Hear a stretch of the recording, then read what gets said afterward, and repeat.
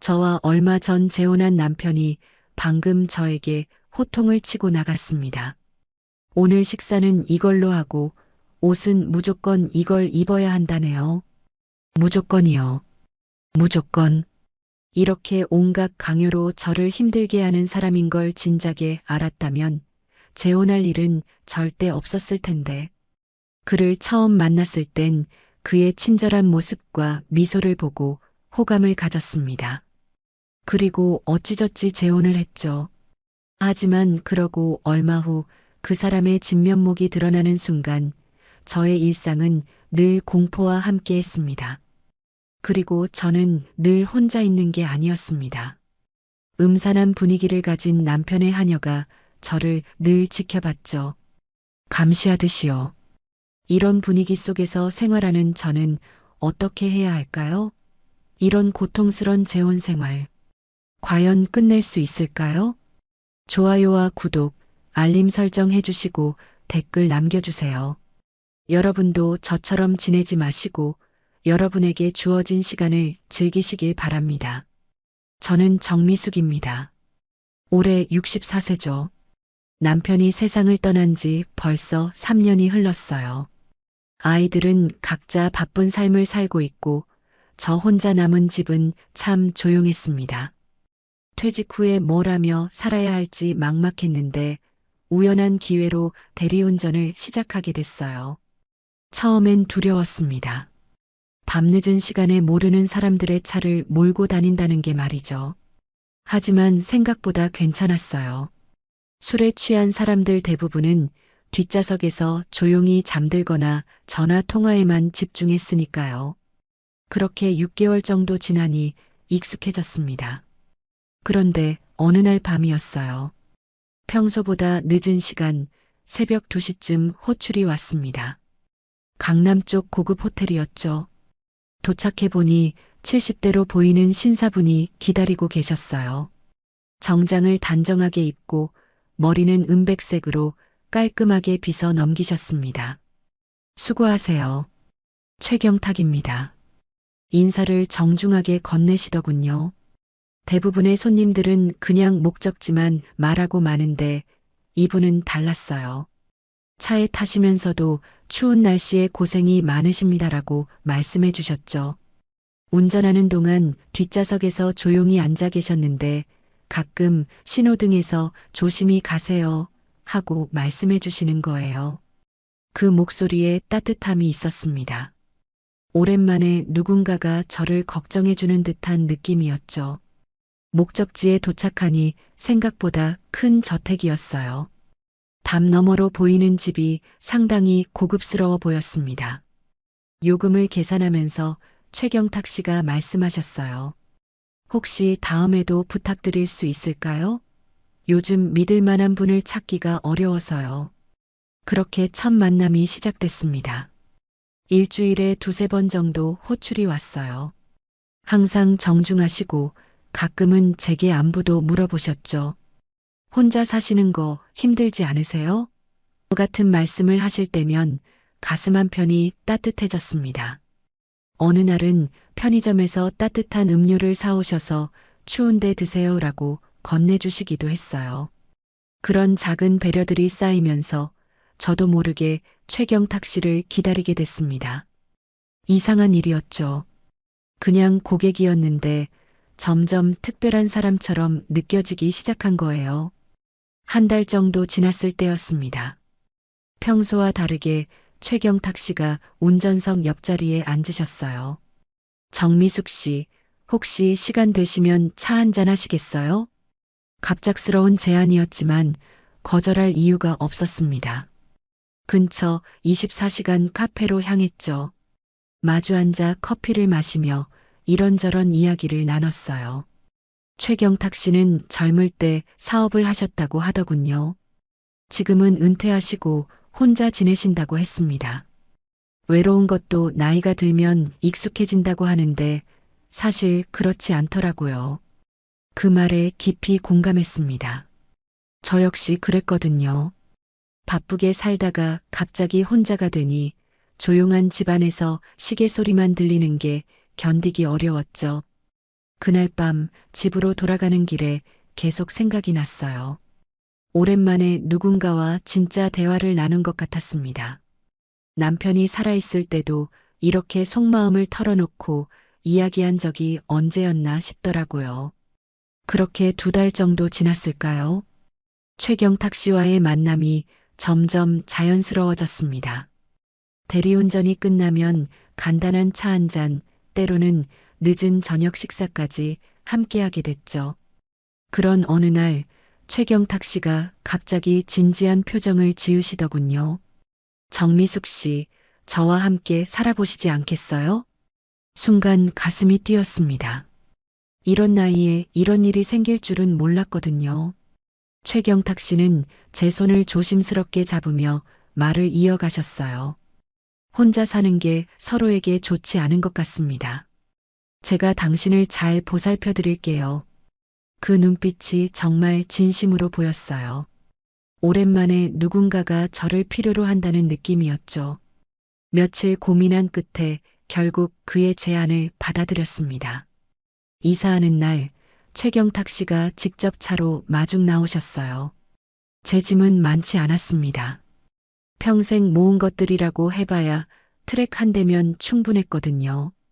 저택으로 향하는 차 안에서 최경탁 씨가 말하셨어요. 집에 가사도우미가 있습니다. 김 여사라고 하는데 오래 일한 분이에요. 불편한 점 있으면 언제든 말씀하세요. 저택 앞에 도착했을 때 첫인상은 웅장했습니다. 높은 담 너머로 보이는 2층 건물이 꽤 고급스러워 보였어요. 대문을 열고 들어서니 잘 관리된 정원이 눈에 들어왔죠. 현관에서 50대 중반쯤 되어 보이는 여성이 기다리고 있었습니다. 김 여사입니다. 잘 부탁드립니다. 그런데 뭔가 이상했어요. 인사는 했지만 표정이 전혀 변하지 않더군요. 웃지도 않고 눈맞춤도 잠깐이었습니다. 마치 의무적으로 하는 인사 같았죠. 집 안으로 들어서니 더욱 이상한 느낌이 들었어요. 너무 조용했습니다. 시계 소리도 들리지 않더군요. 거실을 둘러보니 정말 시계가 없었어요. 벽에도 탁자 위에도 말이죠. 시계는 어디 있나요?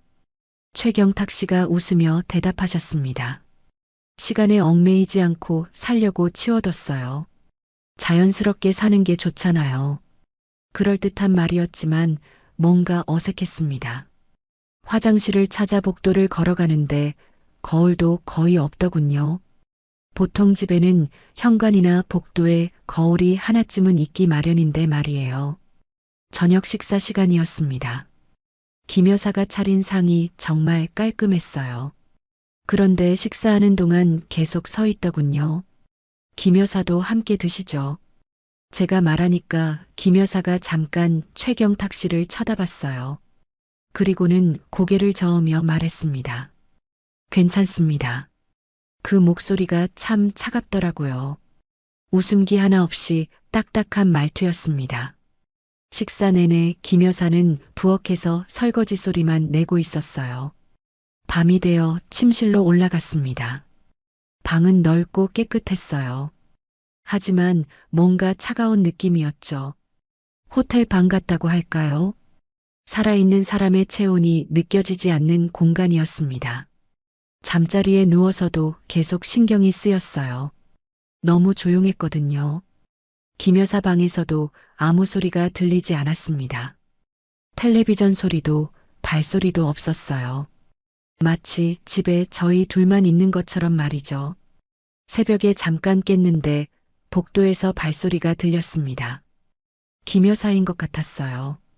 그런데 그 발소리가 묘하게 규칙적이더군요. 똑똑똑, 멈춤, 똑똑똑, 멈춤. 마치 순찰을 도는 것 같은 느낌이었죠. 다음 날 아침 일어나니 이미 식탁에 아침 식사가 준비되어 있었습니다. 김 여사는 부엌에서 뒷정리를 하고 있었어요. 고맙습니다. 몇 시에 일어나시길래 이렇게 미리 준비하셨어요? 제가 물어봤는데 김 여사는 대답 없이 그냥 고개만 끄덕였어요. 그리고는 다시 자기 일에만 집중하더군요.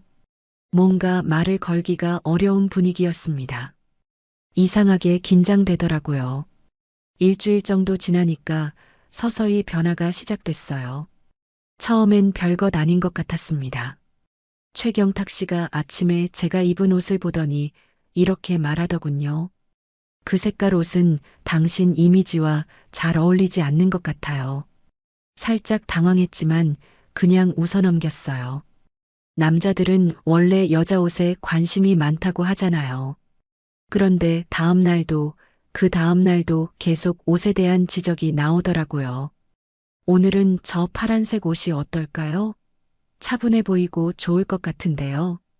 점점 제안이라기보다는 지시에 가까워졌습니다. 어느 날 아침 제가 평소 즐겨 입던 붉은색 블라우스를 입고 내려갔어요. 최경탁 씨 얼굴이 순간 굳어지더군요. 정미숙 씨, 그 옷은 너무 화려합니다. 나이에 맞지 않아요. 그 말에 가슴이 찔렸어요. 나이에 맞지 않는다니. 그 옷은 남편이 사준 것이었거든요. 기분이 상했지만 참았습니다. 식사 시간도 문제가 됐어요. 어느 날 아침 천천히 식사를 하고 있는데 최경탁 씨가 시계를 보시더군요. 식사는 20분 이내에 마치는 게 좋습니다. 소화에도 도움이 되고요. 20분이라니. 평생 그런 제안을 받아본 적이 없었는데 말이에요. 급하게 먹으니 체할 것 같았어요. 하지만 최경탁 씨는 진심으로 제 건강을 걱정하는 표정이었습니다. 당신을 위해서 말하는 거예요. 규칙적인 생활이 몸에 좋잖아요. 그날부터 김 여사가 식사 시간을 체크하기 시작했어요. 무표정한 얼굴로 제 옆에 서서 가만히 지켜보더군요. 숟가락을 천천히 올리면 김 여사가 말했습니다. 식사 시간이 길어지고 있습니다. 그 목소리가 참 기계적이었어요. 감정이 전혀 없는 로봇 같았죠. 마치 정해진 프로그램을 실행하는 것 같았습니다. 생활 패턴도 점점 정해지기 시작했어요. 아침 7시 기상, 7시 30분 아침 식사, 오전 10시 산책, 오후 1시 점심 식사. 모든 게 시간표대로 흘러갔습니다. 규칙적인 생활이 건강에 좋다고 하잖아요. 나이가 들수록 더욱 중요하고요. 최경탁 씨는 항상 이런 식으로 설명하셨어요.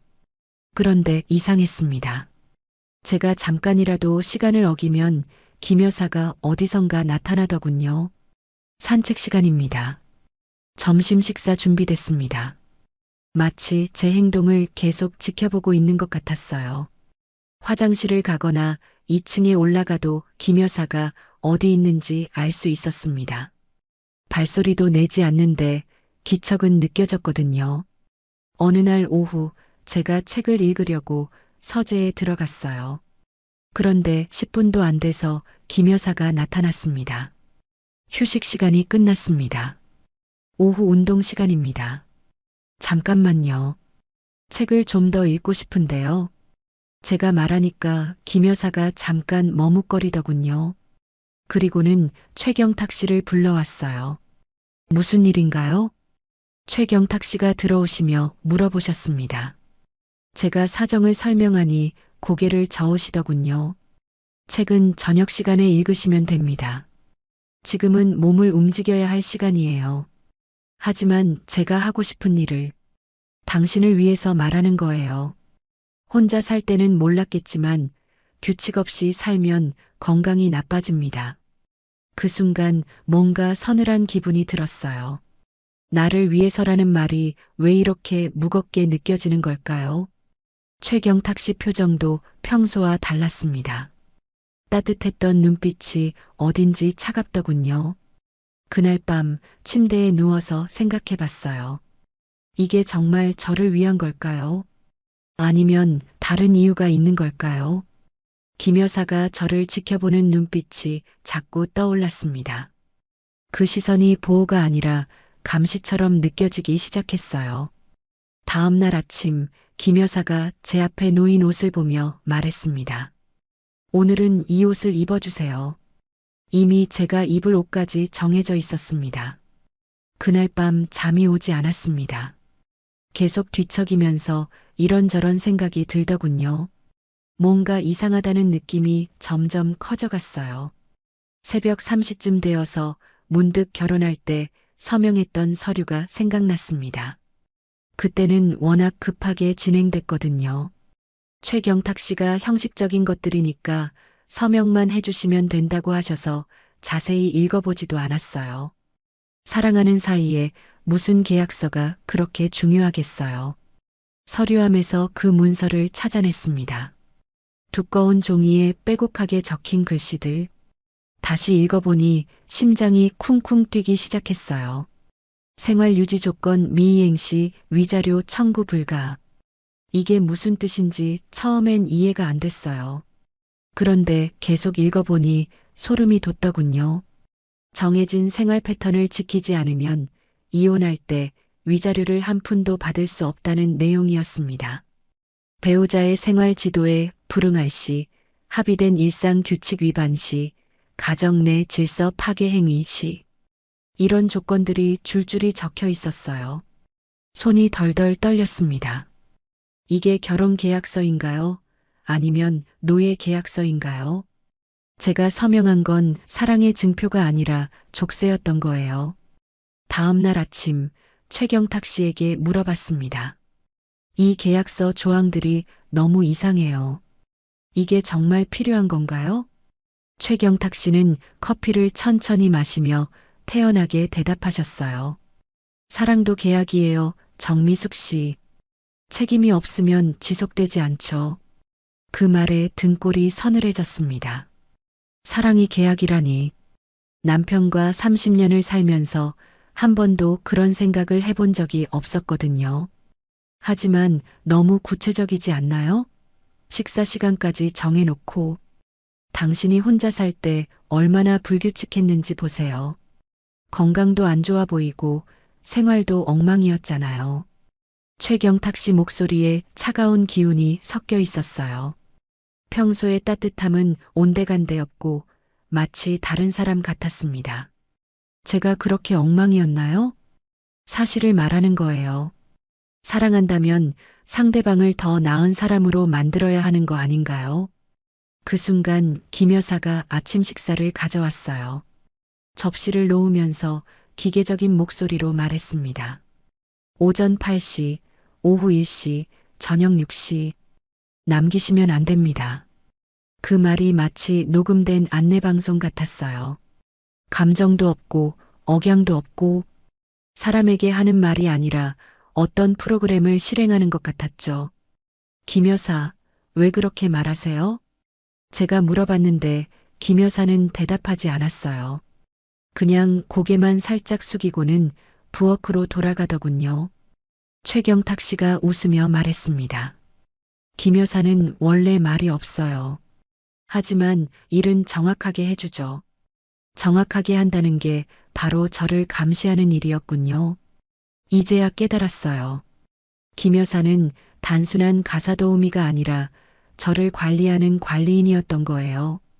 점심시간이 되자 김 여사가 또 나타났습니다. 점심 식사 시간입니다. 20분 이내에 맞춰주세요. 똑같은 말, 똑같은 표정, 똑같은 목소리. 마치 로봇이 프로그래밍된 대로 움직이는 것 같았어요. 식사를 하면서 생각했습니다. 내가 지금 어떤 상황에 있는 걸까요? 결혼이라고 생각했는데 사실은 어떤 계약에 묶여 있는 건 아닐까요? 최경탁 씨가 신문을 읽으며 말했어요. 내일부터는 운동 시간을 30분 더 늘려보죠. 건강해 보이지 않아요. 제 의견을 묻지도 않았습니다. 그냥 결정하고 통보하는 거예요. 마치 제가 의사결정 능력이 없는 사람인 것처럼 말이죠. 그날 오후 혼자 있을 때 계약서를 다시 읽어봤어요. 읽으면 읽을수록 더 무서워졌습니다. 이건 결혼 계약서가 아니라 제 자유를 포기한다는 각서였어요. 저녁 식사 시간 김 여사가 또 그 말을 반복했습니다. 저녁 6시 남기시면 안 됩니다. 그 순간 깨달았어요. 저는 지금 사랑받고 있는 게 아니라 관리당하고 있다는 걸 말이죠. 일주일 후 최경탁 씨가 출장을 간다고 하셨어요. 2박 3일 정도 집을 비운다고 하더군요. 오랜만에 혼자 있을 수 있는 시간이었습니다. 김 여사는 여전히 있었지만 적어도 최경탁 씨의 시선에서는 벗어날 수 있었죠. 그날 오후 서재를 정리하다가 우연히 오래된 노트북을 발견했어요. 책장 뒤쪽에 숨겨져 있었는데 먼지가 쌓인 걸 보니 오래 사용하지 않은 것 같았습니다. 호기심에 전원을 켜봤는데 다행히 작동하더군요. 처음엔 별거 아닌 파일들만 있는 줄 알았어요. 그런데 바탕화면에 이상한 폴더들이 눈에 띄었습니다. A1, A2, A3, 그리고 A4. 숫자 순서대로 정리되어 있더군요. A1 폴더를 클릭해 봤습니다. 그 안에는 이영이라는 이름의 여성 사진과 각종 문서들이 들어 있었어요. 문서를 열어보니 깜짝 놀랐습니다. 일일 행동 기록, 복종도, 평가, 식단 관리표, 생활 패턴 분석. 마치 실험 동물을 관찰하는 것 같은 자료들이었어요. 더 충격적인 건 점수표였습니다. 아침 기상시간 준수 85점, 식사시간 준수 78점, 복장 규정 준수 92점, 말대꾸 횟수 3회. 이게 사람을 평가하는 기준인가요? 손이 떨리면서 A 폴더를 열어봤어요. 박순자라는 여성의 기록이었습니다. 비슷한 평가표들과 함께 마지막에 빨간 글씨로 적힌 메모가 있었어요. 통제 불가, 계약 해지, 위자료 지급 거부 완료. A3 폴더도 마찬가지였습니다. 최은숙이라는 여성. 그런데 이분의 기록은 더 끔찍했어요. 정신적 불안정 증세 심화. 의료진 상담 필요. 하지만 외부 접촉 차단 유지. 가슴이 쿵쾅거렸습니다. 이 여성들이 모두 최경탁 씨의 전처들인 걸까요? 그렇다면 저는 네 번째인 거네요. 떨리는 손으로 A4 폴더를 클릭했습니다. 제 이름이 적혀 있을 거라는 예감이 들었거든요. 역시나 정미숙이라는 폴더가 있었어요. 폴더를 열어보니 제 사진과 함께 이미 기록들이 쌓여 있었습니다. 입주한 첫날부터의 기록이더군요. 첫째 날 환경 적응도 양호, 수능성 높음. 둘째 날 복장 지적에 약간의 저항, 관찰 필요. 셋째 날 규칙 수용도 개선, 통제 효과 있음. 읽고 있는데 등골이 서늘해졌어요. 저는 사랑받는 아내가 아니라 실험 대상이었던 거예요. 더 충격적인 건 또 다른 폴더였습니다. 하우스 직원 보고서라고 적혀 있더군요. 클릭해보니 김 여사의 보고서들이 날짜별로 정리되어 있었어요. 2024년 3월 15일 정미숙, 아침 식사 시간 3분 초과, 주의 필요. 2024년 3월 18일 정미숙, 외출 시도 있음, 감정 불안정, 통제 유지 요망. 2024년 3월 22일 정미숙, 야간 서재 출입, 의심스러운 행동, 감시 강화 필요. 김 여사가 매일매일 저를 관찰하고 보고서를 작성하고 있었던 거예요. 제가 뭘 먹는지, 몇 시에 화장실에 가는지, 표정이 어떤지까지 모든 걸 기록하고 있었습니다. 가장 최근 보고서를 보니 더욱 놀라웠어요.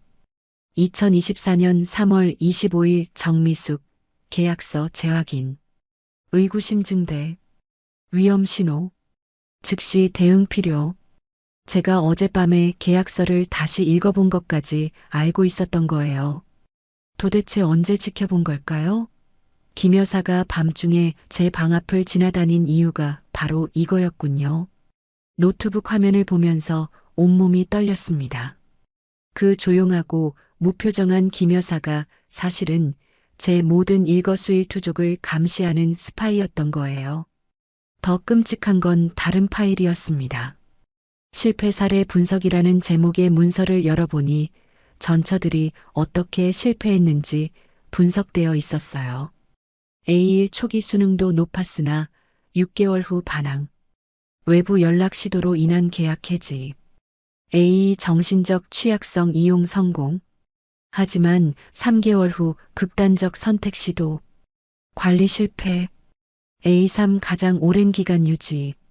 18개월. 하지만 최종적으로 도주. 현재 행방불명. 이게 사람에 대한 얘기인가요? 마치 실험용 쥐에 대한 보고서 같았어요. 저 역시 A사라는 번호로 불리면서 똑같은 실험을 당하고 있었던 거예요. 그 순간 복도에서 발소리가 들렸습니다. 김 여사였어요. 급하게 노트북을 끄고 원래 자리에 놓았습니다. 심장이 터질 것 같았어요. 김 여사가 서재 문 앞에 나타났습니다. 평소와 같은 무표정한 얼굴이었지만 이제는 그 시선이 완전히 다르게 느껴졌어요. 저를 지켜보는 차가운 감시의 눈이었던 거예요. 그날 이후로 김 여사를 보는 제 시선이 완전히 달라졌어요.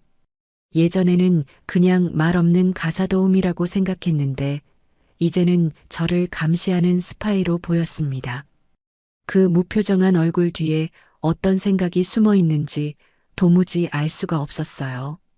며칠이 지나고 최경탁 씨가 또 외출한다고 하셨습니다. 이번에는 하루 종일 비운다고 하더군요. 저는 노트북의 내용 때문에 불안해서 잠을 제대로 못 자고 있었어요. 어떻게 해야 할지 모르겠더라고요. 점심을 먹고 나서 방에 있는데 문을 두드리는 소리가 들렸습니다. 들어와도 될까요? 김 여사 목소리였어요. 평소와 다르게 조심스러운 톤이었습니다. 문을 열어주니 김 여사가 들어왔는데 얼굴이 평소보다 어두워 보였어요. 김 여사가 방문을 조용히 닫더니 제 앞에 섰습니다. 그리고는 주머니에서 작은 USB를 꺼내 제 손에 쥐어줬어요. 이게 뭔가요? 제가 물어보니 김 여사가 고개를 숙이며 말했습니다. 그 사람 통화 녹음이 들어있어요. 그 순간 온몸에 소름이 돋았어요. 김 여사가 최경탁 씨의 통화를 녹음했다는 뜻인가요? 왜 이걸 주시는 거예요? 김 여사가 잠깐 망설이더니 입을 열었습니다. 이번엔 제발 나가지 마세요. 다 끝내주세요. 그 말에 가슴이 쿵 내려앉았어요. 나가지 말고 다 끝내달라니. 김 여사가 무슨 말을 하는 건지 알 것 같았거든요. 김 여사 혹시 저는 이 집에 10년 동안 있었어요. 김 여사가 떨리는 목소리로 말하기 시작했습니다. 평소의 기계적인 말투와는 완전히 달랐어요. 처음으로 감정이 느껴지는 목소리였죠. 처음에는 정말 가사도우미로 들어왔어요. 그때는 이런 일이 일어날 줄 몰랐습니다. 김 여사 눈에 눈물이 고이기 시작했어요. 10년 동안 한 번도 표정을 바꾸지 않던 그 얼굴에 처음으로 슬픔이 드러났습니다. 첫 번째 부인이 오셨을 때부터 저는 그 사람 지시를 따라야 했어요. 감시하고 보고하고 통제하는 일을 말이에요. 그럼 지금까지 저에게 한 행동들도 죄송해요. 정말 죄송해요. 김 여사가 고개를 푹 숙이며 말했습니다. 그 모습을 보니 오히려 마음이 아팠어요. 김 여사도 저처럼 피해자였던 거네요. 도망가고 싶었지만 갈 곳이 없었어요. 그 사람이 제 약점을 쥐고 있거든요. 제 딸이. 김 여사 목소리가 더욱 떨렸습니다. 제 딸이 빚을 졌는데 그 사람이 대신 갚아줬어요. 그 대신 여기서 일하라고 했죠. 절대 그만둘 수 없다고 했어요. 이제야 모든 게 이해됐습니다. 김 여사도 저처럼 최경탁 씨에게 묶여 있었던 거예요. 다만 저는 사랑이라는 이름으로, 김 여사는 딸의 빚이라는 이름으로 말이죠. 그동안 세 분의 부인을 봤어요. 모두 처음엔 행복해 하셨죠. 그러다가 점점 지쳐가시더라고요. 김 여사가 눈물을 닦으며 계속했습니다. 첫 번째 부인은 6개월 만에 도망가셨어요. 두 번째 부인은 너무 힘들어 하셔서 결국 병원에 가셨죠. 세 번째 부인은 1년 넘게 버티시다가 어느 날 갑자기 사라지셨어요. 그분들 지금 어떻게 되셨나요? 모르겠어요. 그 사람이 찾으려고 하더라고요. 하지만 연락 두절 상태라고 했어요. 김 여사가 USB를 가리키며 말했습니다. 그 안에는 그 사람이 변호사와 나눈 통화가 들어 있어요. 어떻게 하면 부인들을 법적으로 올가맬 수 있는지 상의하는 내용이에요. 손이 덜덜 떨렸습니다. 최경탁 씨가 얼마나 치밀하게 계획한 일인지 알 수 있었어요. 왜 이제서야 말씀해 주시는 거예요? 정미숙 씨를 보니까 예전에 저 같았어요. 혼자 외롭게 살다가 누군가에게 의지하고 싶어 하는 모습이 말이에요. 김 여사가 제 손을 잡았습니다. 차가웠던 손이 따뜻하게 느껴졌어요. 저는 10년 동안 침묵했어요. 무서웠거든요. 그런데 이번엔 달라야 할 것 같아요. 정미숙 씨라면 할 수 있을 것 같아요. 제가 뭘 할 수 있을까요? 싸우세요. 그 사람에게 맞서세요. 저 혼자서는 할 수 없었지만 정미숙 씨라면 가능할 거예요. 김 여사 눈에 간절함이 보였습니다. 10년 동안 참았던 모든 것들이 터져 나오는 것 같았어요. 저도 도울게요. 이제는 더 이상 침묵하고 싶지 않아요. 그 순간 깨달았습니다. 김 여사는 저를 감시하던 적이 아니라 저와 같은 상황에 있던 동료였던 거예요. 김 여사에게서 USB를 받은 그날 밤, 저는 용기를 냈습니다. 더 이상 참을 수 없었거든요. 먼저 USB 안의 파일을 들어봤어요. 최경탁 씨와 변호사의 통화 내용이었는데 들으면서 온몸이 떨렸습니다. 계약서 조항을 더 강화해야겠어요. 이번에는 절대 빠져나갈 수 없도록 말이죠. 전처들은 어떻게 처리할까요? 위자료는 한 푼도 주지 마세요. 계약 위반이라고 하면 됩니다. 차가운 계산 속에서 여자들을 물건 취급하는 목소리였어요. 제가 알던 따뜻한 최경탁 씨는 온데간데 없었죠. 다음 날 새벽 최경탁 씨가 출근한 후 바로 행동에 옮겼습니다. 먼저 여성단체에 전화했어요. 손이 떨려서 번호를 제대로 누르기도 어려웠지만 김 여사가 옆에서 힘을 주더군요. 저희가 도와드리겠습니다. 우선 안전한 곳으로 피하세요. 상담원 목소리가 따뜻했어요. 오랜만에 저를 걱정해주는 진짜 목소리를 들었죠. 그 다음엔 언론에 제보했습니다. 노트북 파일들과 USB 녹음 파일을 모두 보냈어요. 기자분이 전화로 말하더군요. 이건 정말 심각한 사건입니다. 즉시 보도하겠습니다. 오후가 되자 집 앞에 취재진들이 몰려왔어요. 저는 이미 여성단체 쉼터로 피해 있었지만 김 여사가 상황을 알려줬죠. 정미숙 씨, TV에 나오고 있어요. 뉴스를 보니 충격이었습니다. 제 이야기가 전국에 방송되고 있었어요. 73세 남성이 64세 여성을 조련하듯 통제했다는 충격적인 사건이 공개됐습니다. 앵커가 진지한 표정으로 말하고 있었어요. 그리고 최경탁 씨가 집 앞에서 기자들에 둘러싸인 모습이 나왔습니다. 사랑을 잘못 이해했을 뿐입니다. 아내를 위해서 한 일인데 최경탁 씨가 변명하고 있었어요. 하지만 기자들의 질문은 날카로웠습니다. 그럼 전처 3명도 모두 사랑이었나요? 노트북에 나온 점수표는 뭘 의미하는 건가요? A1부터 A4까지 번호로 부른 것도 사랑인가요? 최경탁 씨 얼굴이 점점 굳어지더군요. 평소의 온화한 모습은 완전히 사라지고 차가운 본 모습이 드러났어요. 며칠 후 최경탁 씨가 쉼터로 찾아왔습니다. 처음엔 만나기 싫었지만 마지막으로 할 말이 있어서 만났어요. 정미숙 씨, 왜 이렇게까지 하는 거예요? 최경탁 씨가 화난 표정으로 물어봤습니다. 예전의 따뜻한 모습은 전혀 없었어요. 저를 사랑한다고 하셨잖아요. 사랑했어요. 지금도 사랑해요. 사랑이 이런 건가요?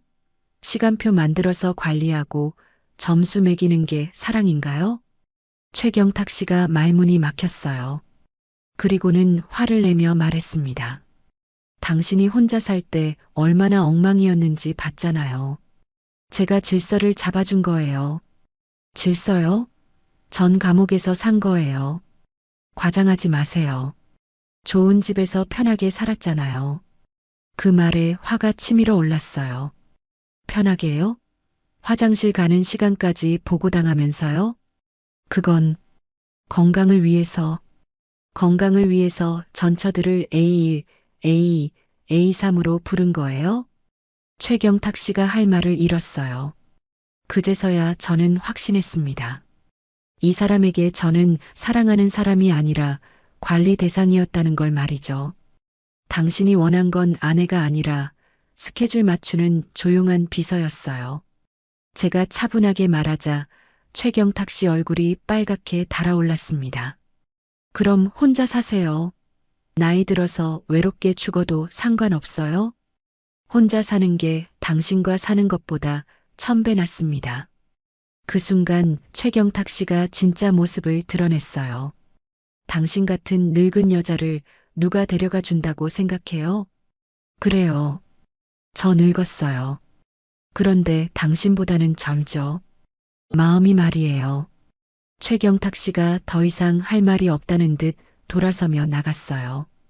그 뒷모습을 보면서 생각했습니다. 저 사람에게 10년을 더 빨리 만났다면 제가 어떻게 됐을까요? 그날 밤 거울을 보면서 스스로에게 말했어요.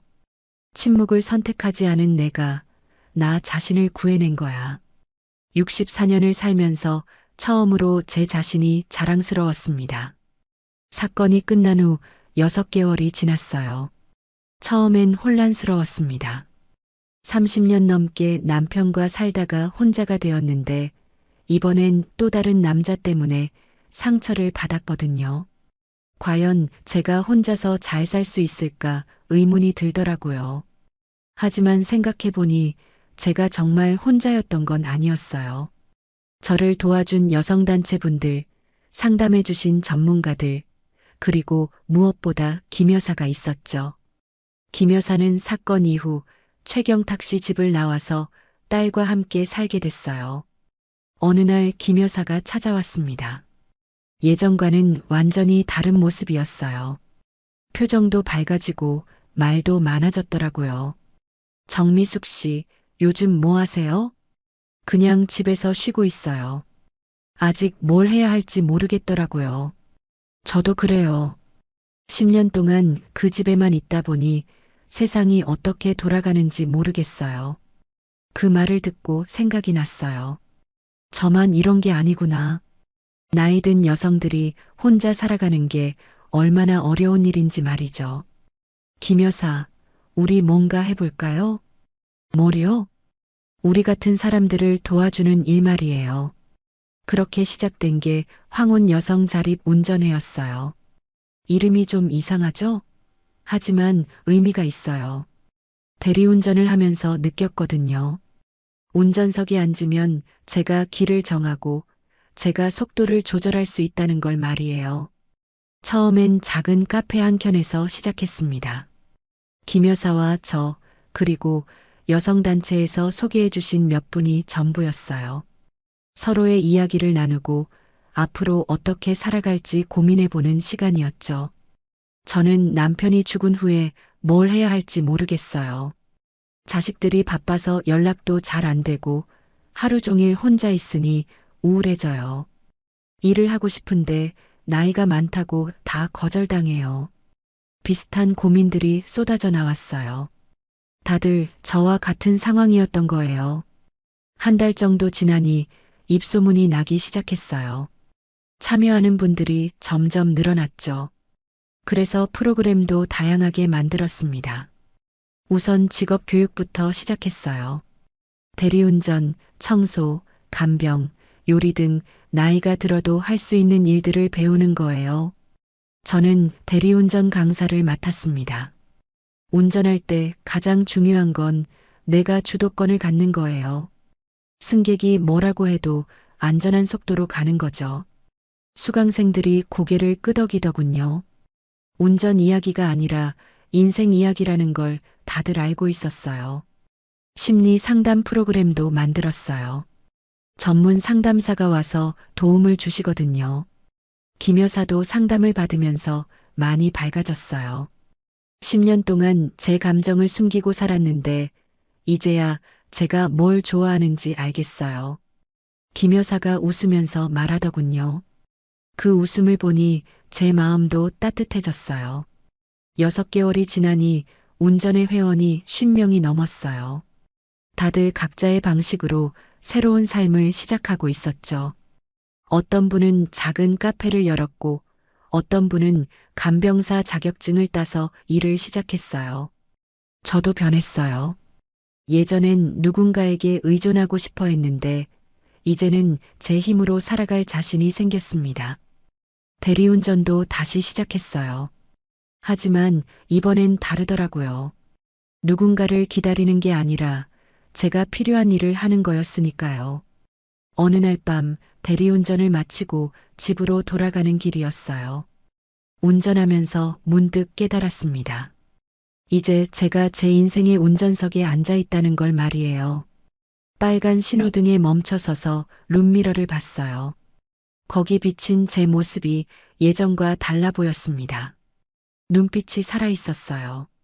늦은 나이지만 늦지 않았어. 혼자 중얼거렸어요.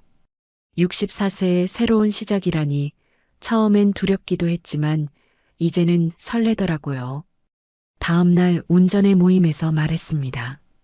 여러분, 우리 이제 누구의 뒷좌석에도 앉지 말아요. 우리 인생의 운전석엔 우리가 앉아야 해요. 박수가 터져 나왔어요. 김 여사도 환하게 웃고 있었죠. 그날 집에 돌아와서 핸들을 잡으며 다시 한번 다짐했어요. 이제 누구의 뒷좌석에도 안 앉아요. 제 인생의 운전석엔 제가 앉습니다. 이젠 내가 나를 지킬 수 있다는 게 가장 큰 힘이에요.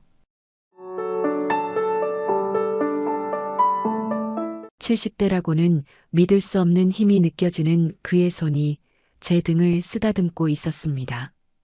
저를 아껴주듯이 말이죠. 제가 지금껏 느끼지 못했던 존중과 사랑이 담긴 것이었습니다. 젊은 시절에는 느낄 수 없던 그때보다 나이가 든 지금에 와서야 느낄 수 있는 아름다운 것이었죠. 그의 입술이 제 이마에 닿았을 때 몸 전체에 전율이 일었습니다. 저는 너무 행복했고 순간 저의 마음속 방어벽이 모두 무너졌어요. 그에게 완전히 저를 맡겼죠. 그와 단둘이 있는 지금 이 순간이 너무 행복했습니다. 이런 만남까지 우리는 오랜 시간이 걸렸습니다. 그 시간 동안 어떤 일이 있었는지 궁금하지 않으신가요? 이야기 시작하기 전 좋아요와 구독, 알림 설정 눌러주시고 댓글 남겨주시면 여러분에게 큰 행운이 찾아갈 거예요. 저는 64세 김혜정입니다. 전기장판 위에 앉아 창밖을 바라보는 저의 모습이 창에 비칩니다. 이제는 혼자라는 게 어색하지도 않아요. 18년이란 세월이 지났으니까요. 더 이상 누군가를 그리워하지도 않습니다. 그런 감정은 오래전에 사라졌죠. 오늘도 아침에 일어나 커피 한 잔을 내려 마시고 피아노 앞에 앉았습니다. 손가락은 건반 위를 오가며 베토벤의 월광 소나타를 연주하고 있어요. 예전엔 학원을 운영했지만 지금은 그저 제 마음을 달래는 일상의 한 부분이 됐습니다. 음표들이 제 손끝에서 흘러나와 이 작은 방 안을 가득 채웁니다. 창문 너머로 보이는 하늘은 흐려져 있어요. 겨울비가 내릴 것 같은 그런 날씨죠. 사람들은 이런 날 혼자 있는 것이 쓸쓸하다고 말하지만 저는 이제 익숙해졌습니다. 혼자만의 시간, 혼자만의 공간, 그리고 혼자만의 침묵. 전화벨이 울리자 제 손가락이 건반 위에서 멈췄어요. 성당 봉사활동에서 만난 정자매님이었습니다. 혜정 씨, 어제 이야기했던 분 연락처 보내드릴게요.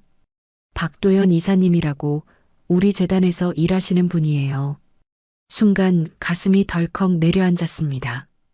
이런 통화는 수없이 거절해 왔는데 왜 이번엔 그럴 수 없었는지 모르겠어요. 아니, 괜찮아요. 제가 그런 거 내키지 않으시더라도 한번 만나보세요. 회사 회장이었지만 지금은 봉사만 하신대요. 말씀이 조용하고 참 고우신 분이에요. 전화를 끊고 창밖을 바라봤습니다.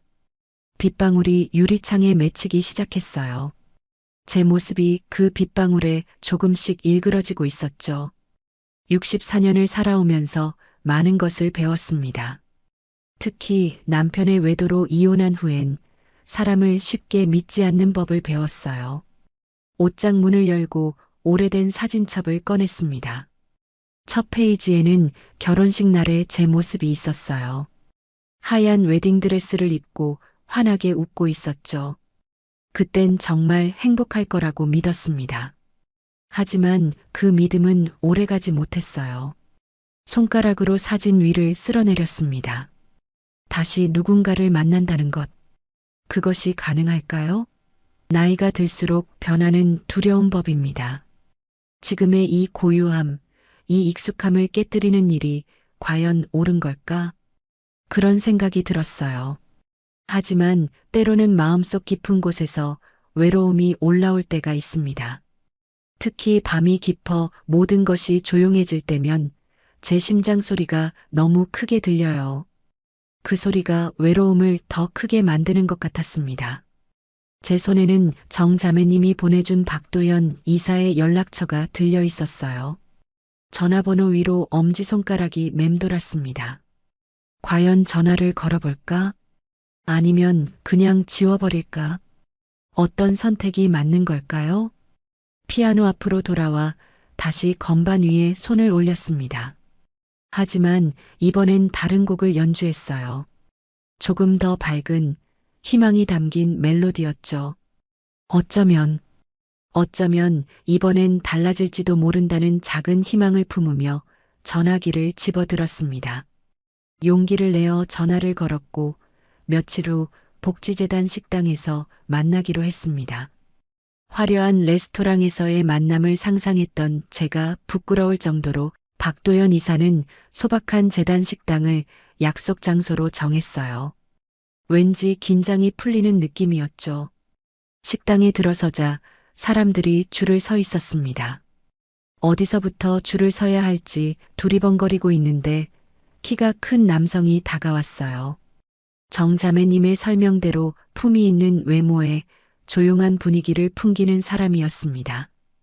김혜정 선생님이시죠? 박도연입니다. 그의 목소리는 낮고 부드러웠어요.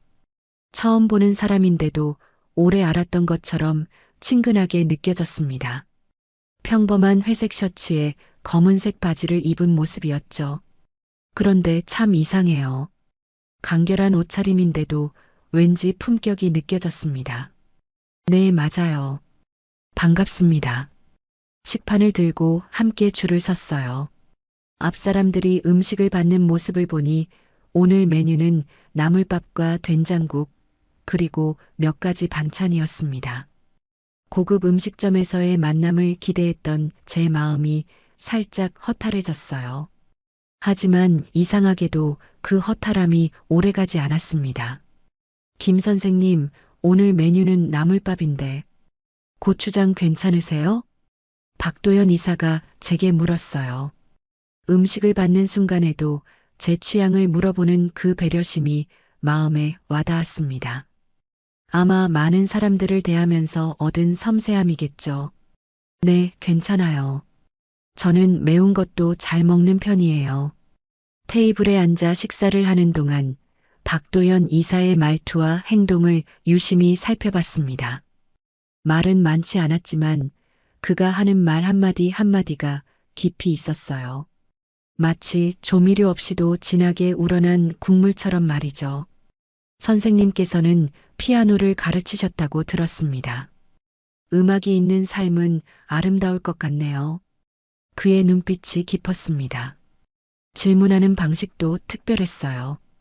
단순히 제 직업을 확인하는 것이 아니라 그 직업 속에서 제 삶의 의미를 찾아주려는 듯 했죠. 네, 30년 넘게 학원을 운영했어요. 지금은 그만뒀지만 여전히 피아노는 제 삶의 큰 부분이에요. 혹시 언젠가 연주해 주실 수 있을까요? 바흐의 골드베르크 변주곡이 특히 좋아요. 제 눈이 커졌습니다. 76세의 남성이 바흐의 골드베르크 변주곡을 알고 있다니요. 그것도 단순히 아는 수준이 아니라 좋아한다니. 뭔가 다른 사람이란 느낌이 확실히 들었어요. 좋아요. 기회가 되면 꼭 연주해 드릴게요. 식사를 마치고 재단 정원을 거닐었습니다. 초겨울의 바람이 쌀쌀했지만 박도연 이사와 나누는 대화는 따뜻했어요. 그는 재단에서 하는 일, 사별한 아내와의 추억, 그리고 지금의 소소한 일상에 대해 이야기했습니다. 버스 정류장까지 배웅해주는 그의 모습을 보며 이상한 감정이 일었어요. 그건 설렘이었을까요? 아니면 그저 오랜만에 누군가와 나눈 대화의 여운일까요? 확실한 건 집으로 돌아오는 내내 그의 깊은 눈빛과 부드러운 목소리가 제 마음속에 맴돌았다는 거예요. 그리고 이상하게도 다음 만남이 기다려졌습니다. 첫 만남 이후로 박도연 이사와 3번 더 만났습니다. 두 번째는 미술관에서, 세 번째는 공원에서, 그리고 네 번째는 그의 제안으로 작은 음악회에 갔어요. 매번 만날 때마다 그의 새로운 면을 발견했죠. 특히 음악회에서 그가 슈베르트의 겨울 나그네를 들으며 눈을 감고 깊이 빠져드는 모습이 인상적이었어요. 남자가 예술에 그렇게 진심으로 빠져드는 모습은 오랜만에 보는 광경이었습니다. 그날 저녁 음악회가 끝나고 조용한 찻집에 앉았어요. 창밖으로 내리는 눈을 바라보며 따뜻한 차를 마시는데 박도연 이사가 조심스럽게 말을 꺼냈습니다. 김 선생님, 솔직히 말씀드려도 될까요?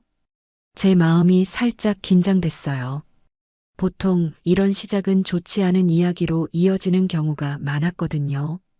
네, 말씀하세요. 박도연 이사는 차를 한 모금 마시고 말을 이었습니다. 제가 이 나이에 선생님을 만나게 될 줄은 몰랐어요. 10년 동안 혼자 살면서 익숙해졌거든요. 혼자는 편하지만 함께라면 더 따뜻할 수 있을 것 같아서요. 그의 솔직한 고백에 가슴이 뭉클해졌습니다. 떨리는 손으로 차를 들어 한 모금 마시면서 생각했어요. 그의 말은 청혼이 아니었지만 앞으로의 방향성을 제시하는 것이었습니다. 나도 같은 마음일까?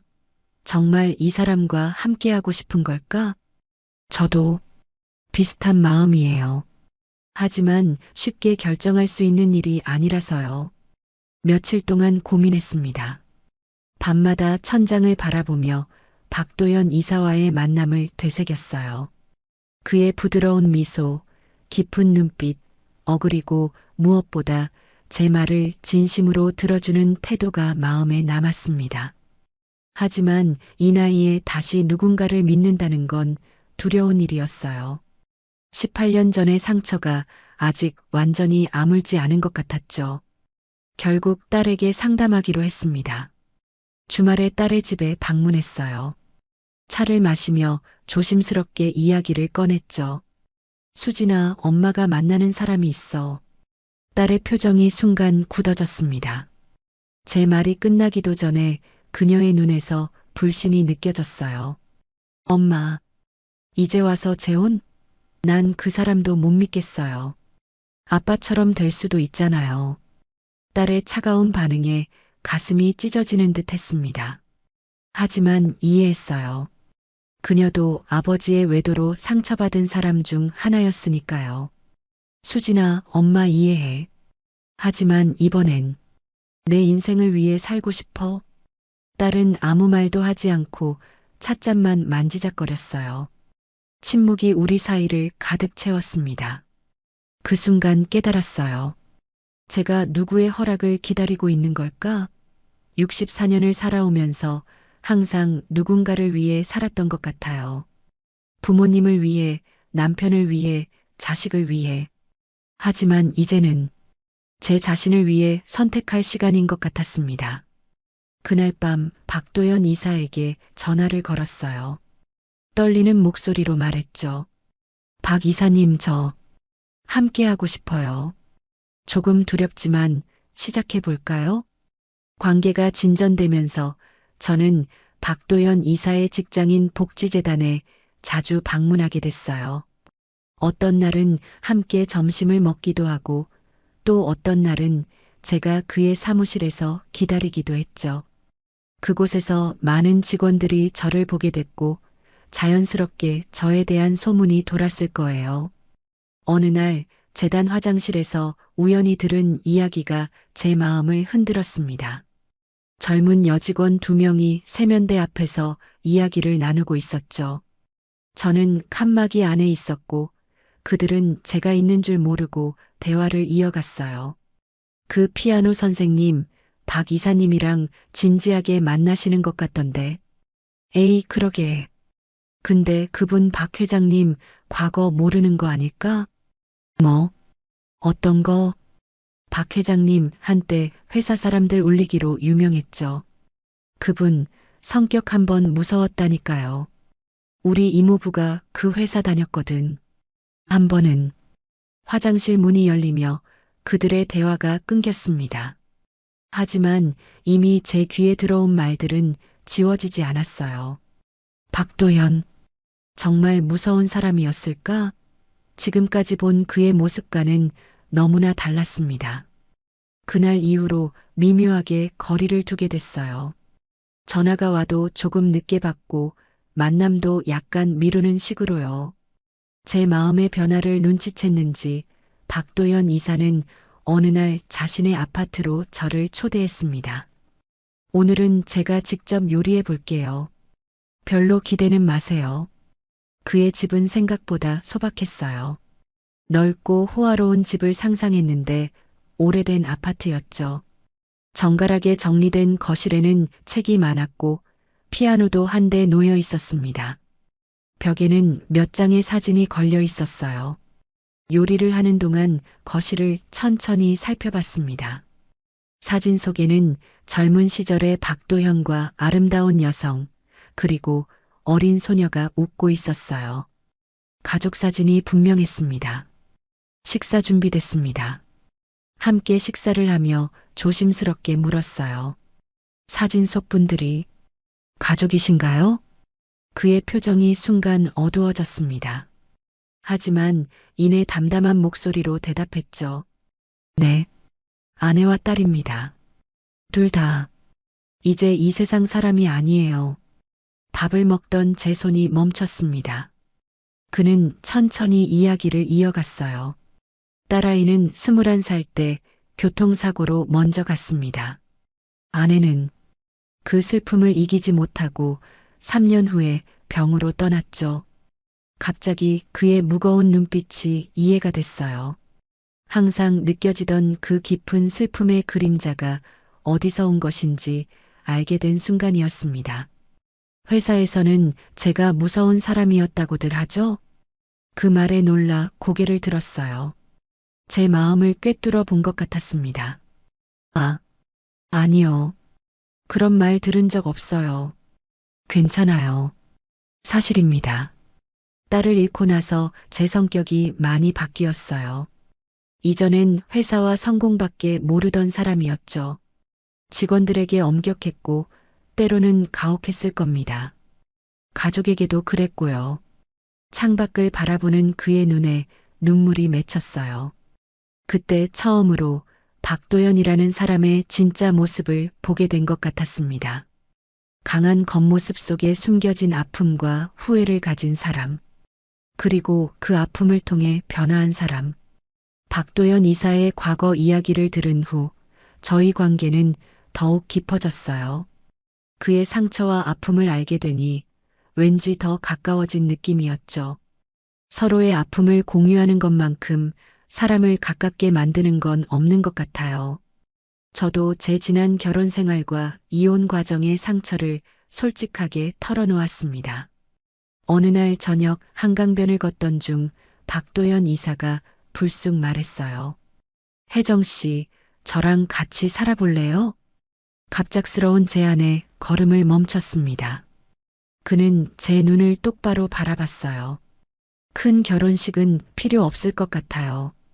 우리 나이에 그저 조용히 함께 살며 서로의 남은 시간을 채워주는 게 어떨까 싶어서요.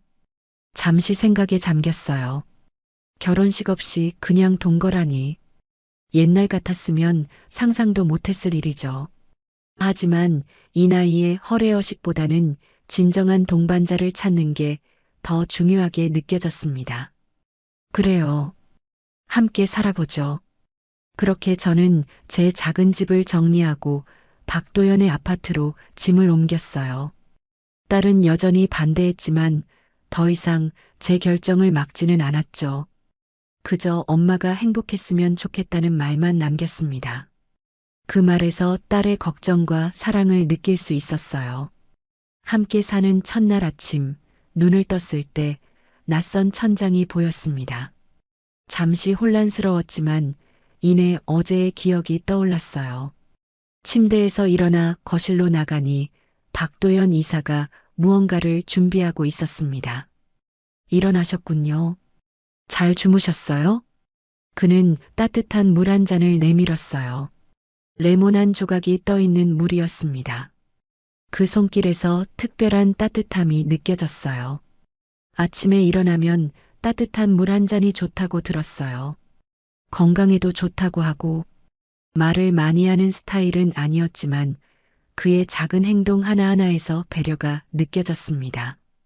그날 이후로 매일 아침 제가 눈을 뜨면 박도연 이사가 내미는 따뜻한 물 한 잔으로 하루를 시작하게 됐어요. 일주일이 지나고 한 달이 지나면서 저는 이런 소소한 일상의 행복에 점점 젖어들었습니다. 그의 손길에는 언제나 따뜻함이 담겨 있었어요.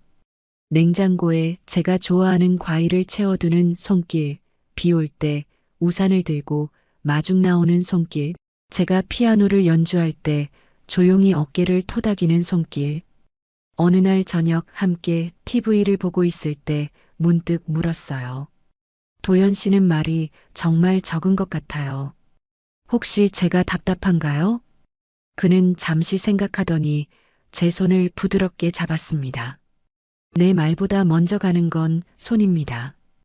이제는 그 손으로 당신만 챙기고 싶습니다. 그 말에 가슴이 뭉클해졌어요.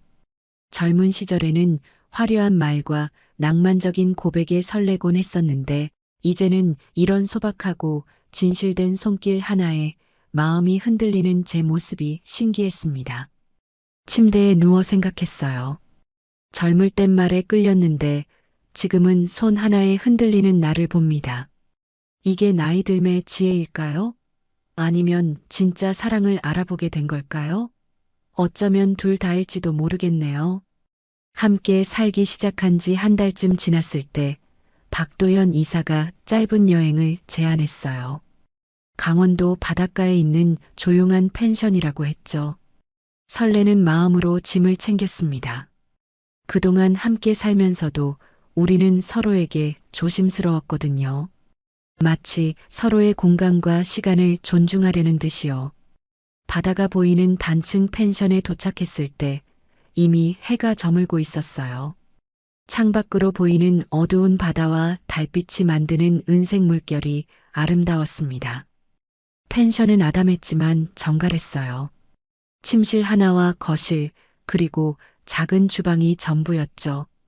짐을 풀고 간단히 저녁을 먹은 후 침실로 들어갔습니다. 침대에 나란히 앉아 있는데 묘한 긴장감이 감돌았어요.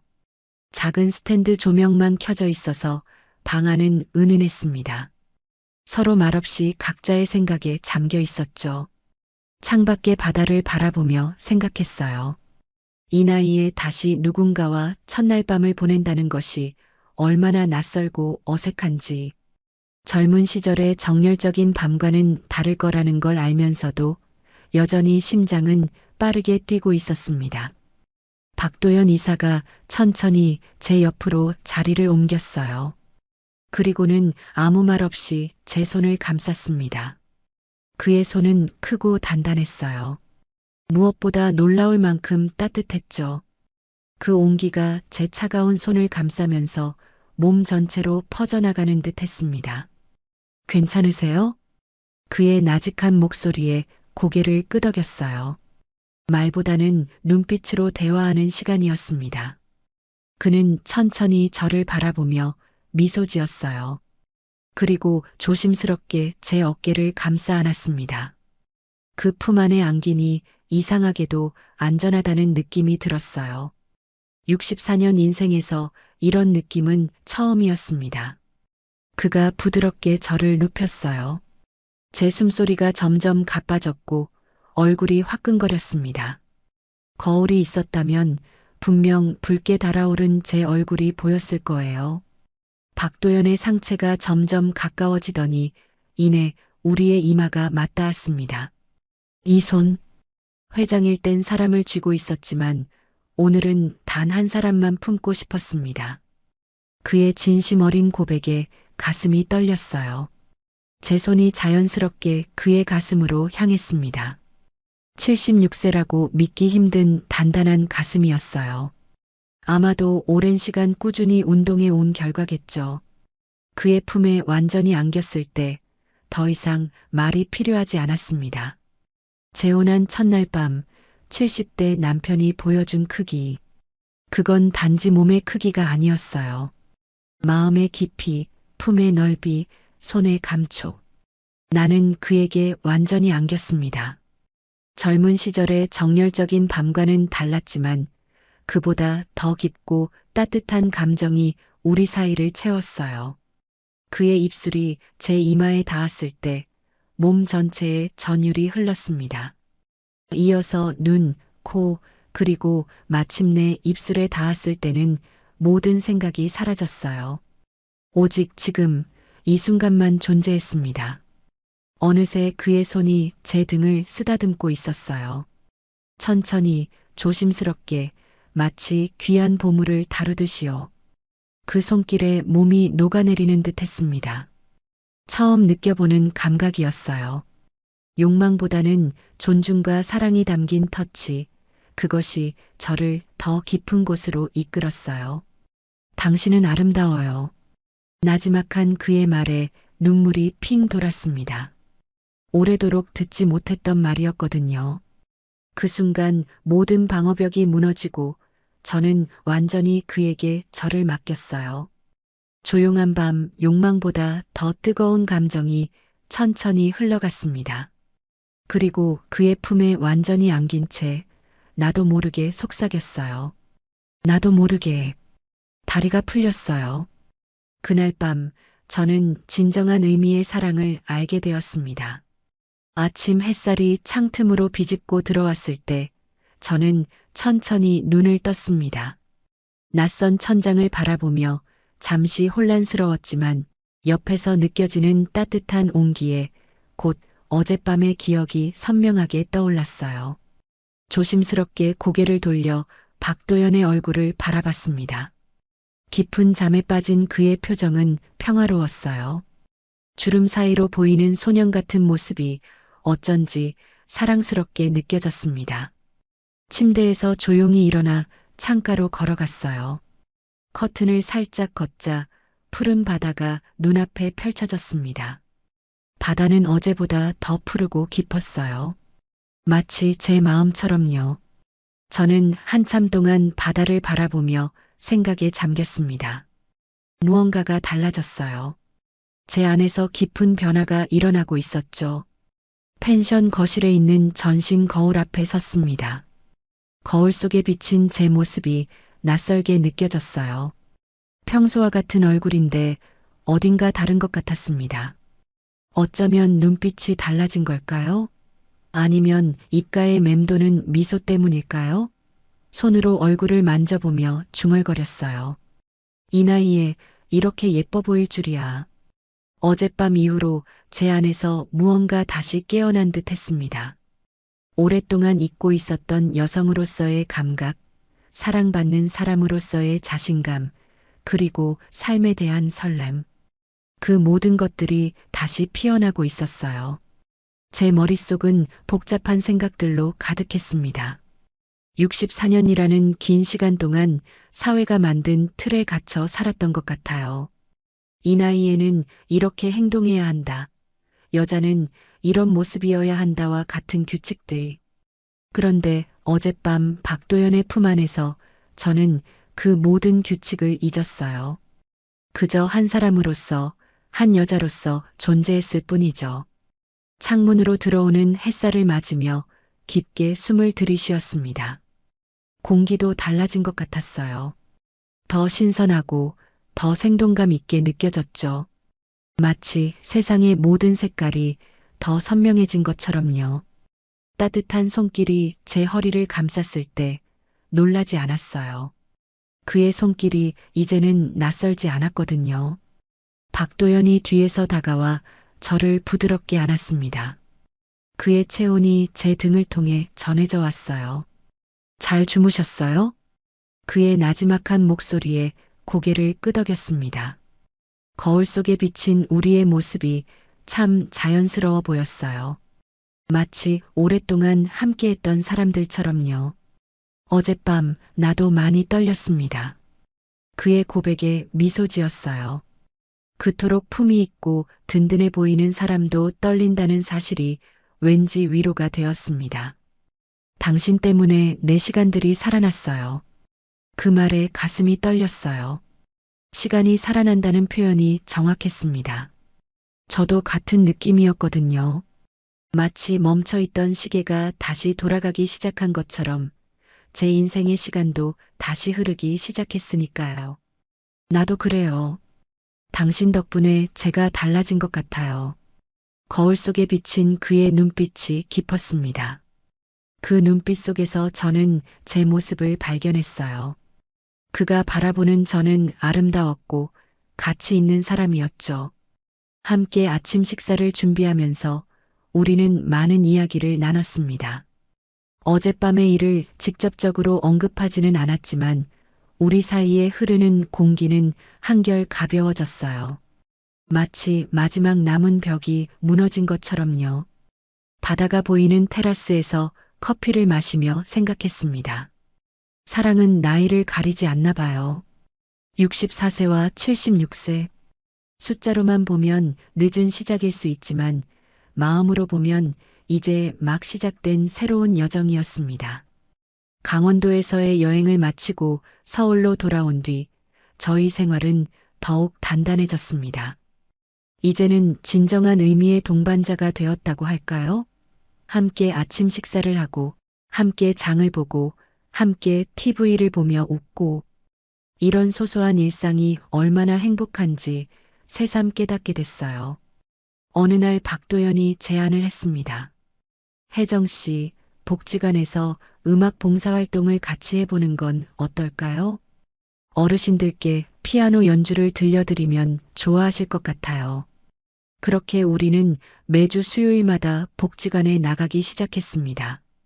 제가 피아노 반주를 하면 박도연은 어르신들께 다과를 나르며 말벗이 되어드렸어요. 피아노 학원을 운영했던 제 경험과 그의 봉사 경험이 만나 시너지를 내는 순간이었죠. 처음에는 몇몇 어르신들만 참여하셨지만 점점 소문이 나면서 작은 음악회처럼 변해갔어요. 제가 연주하는 곡을 따라 부르시는 어르신들의 표정에서 젊은 시절의 추억이 묻어나는 것을 볼 수 있었습니다. 그런 모습을 보며 저도 행복해졌어요. 박도연은 그 모든 과정을 조용히 지켜보았습니다. 그의 눈빛에서 자부심과 따뜻함이 느껴졌어요. 가끔 우리 눈이 마주치면 말없는 대화가 오갔죠. 당신이 참 좋다는 메시지가 담긴 눈빛이었습니다. 봉사활동을 시작한 지 석 달째 되던 날 특별한 음악회를 준비했어요. 어르신들의 요청으로 제가 솔로 피아노 연주를 하기로 했거든요. 연습을 많이 했답니다. 그날만큼은 봉사가 아닌 진짜 음악가가 된 기분이었어요. 마지막 곡으로 쇼팽의 녹턴을 연주했습니다. 건반 위에서 춤추는 제 손가락에 모든 감정을 담았어요. 오랜 시간 혼자였던 외로움, 박도연을 만나 느낀 설렘, 그리고 지금의 충만한 행복까지 모든 감정이 음표를 타고 흘러나갔습니다. 연주가 끝나고 어르신들의 박수 소리가 복지관을 가득 채웠어요. 몇몇 분들은 눈물을 훔치기도 하셨죠. 그 순간 제 눈에도 눈물이 고였습니다. 오랜만에 느껴보는 성취감이었어요. 모든 일정이 끝나고 복지관을 나서는데 박도연이 조용히 제 손을 잡았습니다. 차가워진 제 손을 그의 큰 손이 따뜻하게 감쌌어요. 오늘 연주 정말 아름다웠습니다. 고개를 끄덕이며 미소 지었어요. 그의 칭찬이 제 마음을 가득 채웠습니다. 혜정 씨를 만나기 전에는 제 삶이 의미 없이 흘러가는 것 같았어요. 하지만 지금은 달라요. 그의 진지한 눈빛에 가슴이 떨렸습니다. 이 손, 이제는 정확한 시간마다 당신에게만 도착할 겁니다. 그 말의 의미를 곰곰이 생각해 봤어요. 그의 손은 언제나 필요한 순간에 제게 닿았습니다. 아침에 눈을 뜰 때, 힘든 일이 있을 때, 기쁠 때, 슬플 때, 그의 손은 항상 제게 도착했죠. 마치 약속된 시간에 배달되는 선물처럼요. 그날 밤 침대에 누워 지난 시간을 되돌아봤습니다. 인생의 후반부에 찾아온 이 뜻밖의 행복이 얼마나 감사한지 생각했어요. 처음에는 두려움과 의심으로 시작했지만 이제는 온전한 신뢰와 사랑으로 채워진 관계가 되었습니다. 젊은 시절의 사랑은 화려하고 강렬했습니다. 폭풍같이 밀려왔다가 쉽게 사라지기도 했죠. 하지만 지금의 사랑은 다릅니다. 천천히, 조용히, 그러나 더욱 깊게 내 삶에 스며들었어요. 마치 오랜 시간 우려낸 차의 향기처럼 그의 사랑은 제 영혼 깊숙이 배어들었습니다. 나이가 들수록 시간이 더 빨리 흐른다고들 하지만 박도영과 함께하는 지금 저는 매 순간을 더 깊이 느끼며 살고 있어요. 그의 손을 잡은 채 남은 인생을 천천히 그러나 충만하게 걸어갈 생각입니다. 거울에 비친 제 모습을 보고 소스라치게 놀랐습니다. 불과 얼마 되지 않아 제 얼굴 표정이 너무 흐려졌고 그늘이 졌어요. 그 시작점은 재혼을 하고 나서부터였습니다. 남편은 저를 인생의 동반자가 아닌 실험체로 보는 것 같았어요. 하루하루 저에게 억지를 강요했죠. 고민이 깊어졌습니다. 내가 이러려고 재혼을 했나 싶었어요. 매일매일 이어지는 남편의 가스라이팅은 저를 미치게 만들었습니다. 어떻게 하면 좋을까요? 좋아요와 구독, 알림 설정 눌러주시고 여러분의 생각을 댓글로 남겨주세요. 저는 윤지연입니다. 올해 60이죠. 백화점 문화센터에서 국악을 가르치며 살아왔어요. 혼자서도 충분히 괜찮다고 생각했습니다. 그런데 그날 모든 게 바뀌었어요. 백화점 50주년 기념 강연회에 초청받아 갔을 때였습니다. 사람들이 가득한 홀에서 제가 가야금을 연주하고 있었죠.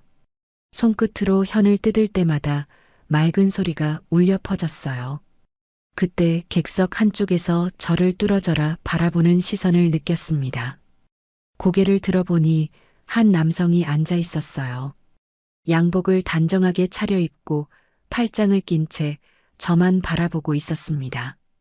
순간 심장이 멎는 줄 알았어요. 민도현이었습니다. 40년 전 제가 20살 때 잠깐 만났던 그 사람이었죠. 당시 그는 재벌가 차남이었고 저는 그냥 평범한 대학생이었어요. 신분 차이 때문에 헤어질 수밖에 없었던 그 사람이 지금 제 앞에 있었습니다. 손이 떨려서 연주가 흔들릴 뻔했어요. 연주가 끝나고 박수가 쏟아졌습니다.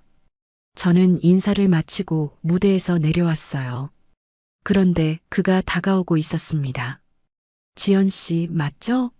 목소리는 여전히 낮고 부드러웠어요. 하지만 얼굴에는 세월의 흔적이 깊게 새겨져 있었습니다. 저보다 10살 위니까 이제 70이겠죠. 오랜만입니다. 도연 씨. 제 목소리가 떨렸어요. 마음이 이상하게 두근거렸습니다. 이 나이에 이런 감정이 가능한 걸까요? 주변 사람들이 우리를 쳐다보는 게 느껴졌어요.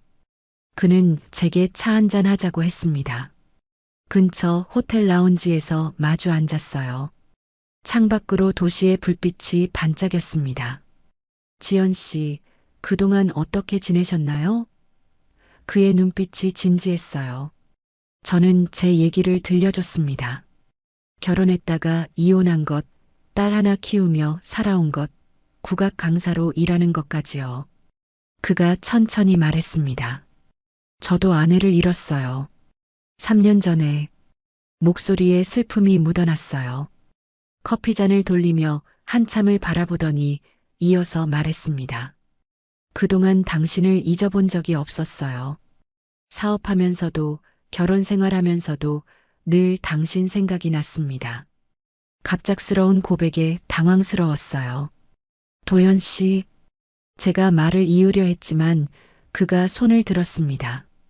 들어주세요. 이제라도 당신을 지키고 싶어요. 젊었을 때 못다한 사랑을 완성하고 싶습니다. 저와 결혼해 주세요. 가슴이 뛰었어요. 동시에 두려웠습니다. 이 나이에 새로운 시작이 가능할까요? 하지만 그의 진심 어린 눈빛을 보니 마음이 흔들렸어요. 시간을 주세요. 제가 간신히 말했습니다. 며칠 후 그가 다시 연락했어요. 지연 씨, 제 마음은 변하지 않았습니다. 남은 인생을 함께하면 안 될까요? 그 순간 저는 결심했습니다. 마지막 사랑이라고 생각했어요. 결혼식을 마치고 도연의 집에 들어선 순간 숨이 막혔습니다. 정말 컸어요. 3층짜리 서양식 저택이었는데 마치 영화에서나 봤을 법한 그런 집이었죠. 대리석 현관에 발을 딛는 순간 구두 소리가 울려 퍼졌어요. 천장이 너무 높아서 목이 아플 정도였습니다. 자, 이제 여기가 당신 집이에요. 도연이 제 손을 잡고 말했어요. 그런데 이상했습니다. 집이 너무 조용했어요. 시계 소리만 똑딱똑딱 들렸죠. 창문은 전부 커튼으로 가려져 있어서 밖이 잘 보이지 않았어요.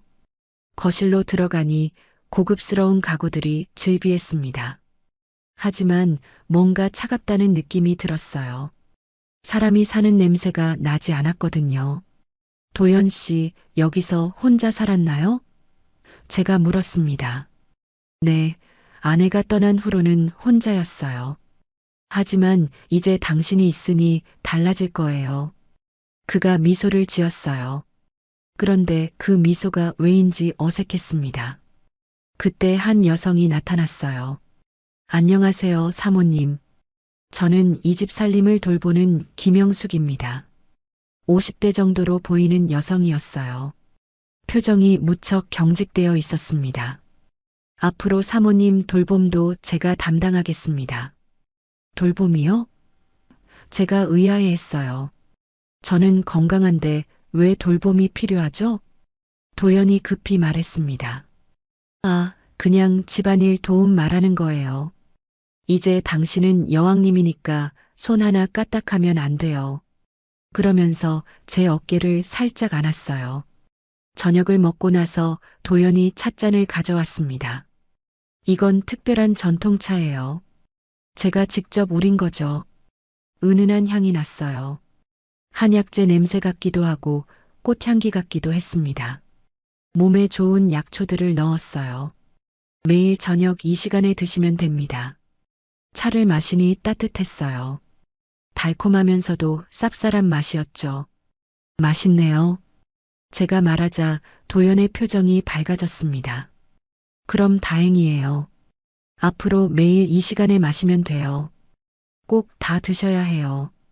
그의 말투가 조금 강했어요. 권하는 건지 명령하는 건지 헷갈렸습니다. 밤이 되어 침실로 갔어요.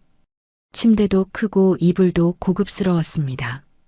하지만 잠이 오지 않았어요. 집이 너무 조용했거든요. 창밖을 보려고 커튼을 열어보니 높은 담벼락만 보였어요. 밖 세상이 전혀 보이지 않았습니다. 그때 도연이 들어왔어요. 잠 못 이루세요? 제 곁에 앉으며 말했어요. 걱정 마세요. 이제 저가 모든 걸 해드릴 거예요. 당신은 아무것도 하지 않아도 돼요. 이상했습니다. 이런 배려는 처음이었어요.